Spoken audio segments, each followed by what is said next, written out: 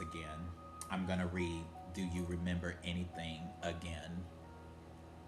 Because we're going to get it this time. So, yes. Do you remember anything? Diary entry titled How Does He Define It? Any nights nestled under the stars, any night's picnic between your arms, any summer lights like fireworks observed at the same time, any token showing two sides of the same coin, lovers in love, does any of it ring a bell? Or was I just hearing things, sounds of spare change in an empty pocket? But perhaps I was that to you, because none other girl would. I would. So what's become of me, having found her? A penny for your thoughts? Never mind, I forgot whom I'm asking. Apathetic lowlife lower than dirt crust. Just a bomb, useless as can be in my circle of love. You walked away, and I'm absent from your memory, as you would have it, as it began, but silly me, right? Sigh.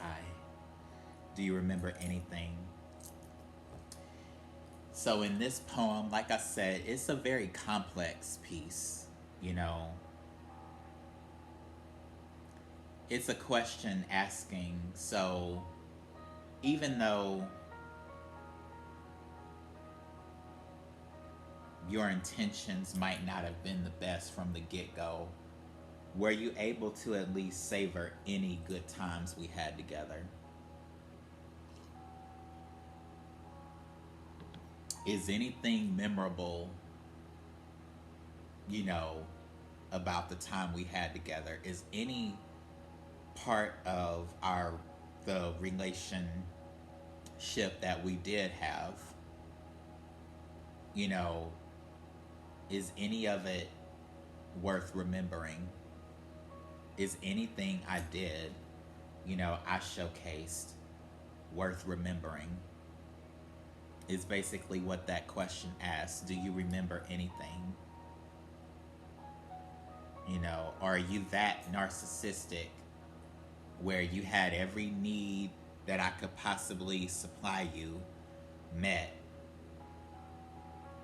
but you just remember nothing, so it just meant nothing to you?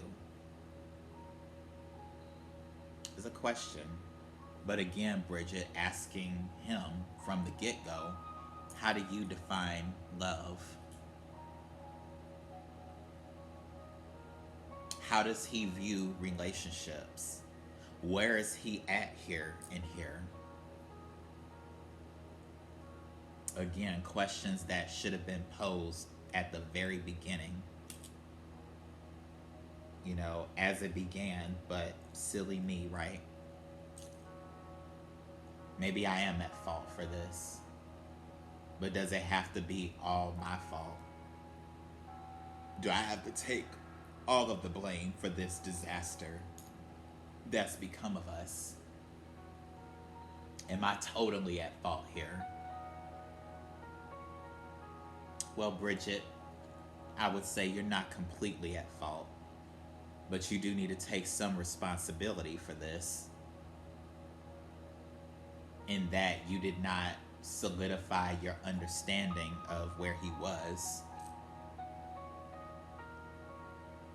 You know, asking the honest question, you know, are you looking to be in a relationship? Kind of thinking back on my situation a few years back, I really should have posed that question, like, you know, are you looking for a relationship, or are you just looking, you know, for something else? Again, always making sure that whomever you're investing your time and energy in is worthwhile, and making sure that you all are on the same page, y'all are in alignment. You see what I mean? But yes, that question. And this next one titled A Summer Walk for You. A summer walk for you. Much like the comet strip that robes the nights once a while, a flaring passion of lights that sort of fizzles with time. Perhaps we were only destined to last a sunset or two, and soon to part ways. I hope you enjoyed me whilst I lasted. I'll be sure not to visit you next year round. I could have been your lifetime, but you left me like autumn leaves out to rot and dry, with not a hint of rainfall to salivate my color and its brightest sheens, which happened to harmonize with that summer, fairmost that time of year. But I'll brush by in a breeze, sand alongside me. Have your bucket ready, darling. Mwah. But let's enjoy this, shall we? A summer walk for you. Kind of a sarcastic saying, even though you don't want to remember me, you are. Except when I come back around, my memory, the memory that I'm going to pose on you is gonna convict you. You're gonna realize what you had. And see, the next time you see me, I'm not gonna be the same girl that I was. I'm going to have evolved, and I'm going to have, matured a bit, a lot. I'm not gonna be the same person. No. I'm gonna be like sand in a breeze that probably gets in your eye. I had to ask myself that question, what exactly did that mean? Sand alongside me, have your bucket ready. Basically, you're gonna be in a desert-like state.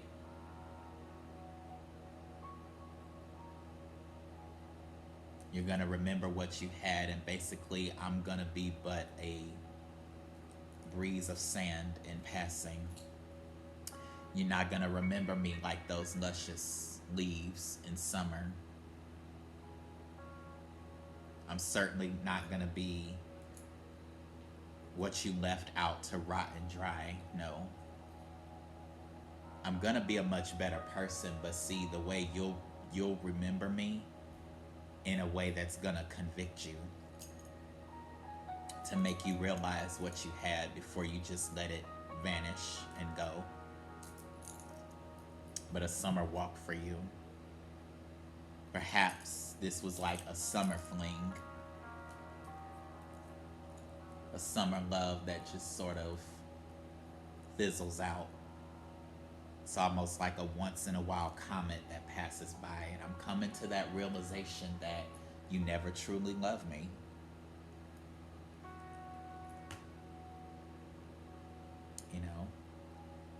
And this is where I say, well, Bridgett, congratulations, for coming to this realization. I know it's hard for you to accept, and the journey hasn't necessarily been easy, in the least bit. But I think you're coming to terms, and you're starting to see things for what they really are, and not so much for what you want them to be. But I venture to say that,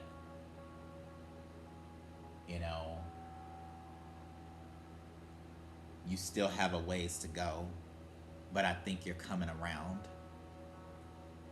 and seeing, what is for what is, and not so much for what's desired, as I'm empathically writing to help you in that effort. But yes, moving forward, a telltale sign. A telltale sign. I should have known by the black rose petal presented upon the first encounter. And all this time, I thought you were heavy obsessed with dark colors, or simply loved the blessing of contrast, but never once did I believe you'd embody her. Color contrasting that which I define and inhabit within true love. Perhaps you should learn the girls you flirt with, Some laugh, some lament, and some love. Regardless, you decide where I fit in there. But the colors of our love revealed themselves quite vividly, picture perfect, contrasts and all. A telltale sign. Perhaps I had some inkling that this just wasn't right from the get-go, but I ignored my intuition. I sacrificed obedience to my intuition, and I allowed my delight and your attention shown to me to cloud my better judgment. I maybe perhaps allowed my secret lust to cloud my better judgment. And I did not verbally solidify my intentions within this relationship, and thus the apocalyptic state that it fell in, because I failed to speak up and I failed to stand up. This is my side advice, Bridgett. Speaking up for what you believe in is just a step away from standing up. When you speak up for what you believe in, when you speak up and you speak out that which you believe, those words that you project out into the atmosphere, they sort of give you this energy to then carry them out. So if what you believe regarding true love is not just a fling, a sexual union and then bounce, or him just having you around for his convenience, if you were totally against that and you spoke out, your words spoken and your firm belief in those words would have given you power to even resist everything he could come at you with. When you have a set of core values that you decree as non-negotiable, that's basically telling a person, this is what it is, take it or leave it, but this is a core value that is non-negotiable. So you doing this would actually be a deal breaker that has to be made known at the very beginning, not post, but in the very beginning. Otherwise, when there's no forward communication regarding this, it leads to this fiasco. But lessons learned, right? So that was the last poetic piece, but now my after quote. Gonna have 3 segments total because, the first 2 kind of got cut off, but my after quote, and baby, now you see. And baby, now you see. Plain language, right? And baby, now you see. And now you see, my love. It wasn't a fiesta underneath the stars, a braided shower underneath a confetti rope, a rainbow riding underneath your feet, quite a tragedy and a prolific one, a peril for seasons, a disaster for days, lesson of a lifetime. But you see now, my love. And baby, now you see. Bridgett, now you see everything that we've been discussing and going through from the very beginning of this series, even kind of towards the end of the love series within this. We see that love was never truly existent. He got what he could out of you. You gave him all of your energy and time and your resources, only to find yourself exhausted. and you're left with nothing but questions to ask after the fact. You have missed him. You have warred day in and day out trying to get him off of your mind. And what's amplified that war is your borderline unwillingness to let go of the fantasy, that which you desire, in exchange for the reality that is before you. That basically, Bridgett, he doesn't want you anymore. And that is a hard pill to swallow. He has no interest. He never had interest in you. You know, he just had lust for you. But there was no love. But to have mitigated all of this, the question that should have been asked at the beginning, how does he define it? You walked away far too easily for me to believe it was ever truly love. Question to ask, how does he define it, Bridgett? And it's quite evident that his take on love and your take, totally different. He could very well abolish love from his vocabulary. He could possibly not believe in love, but he just believes in flings, relations. You, however, are more intimate in your nature. You desire connection and intimacy.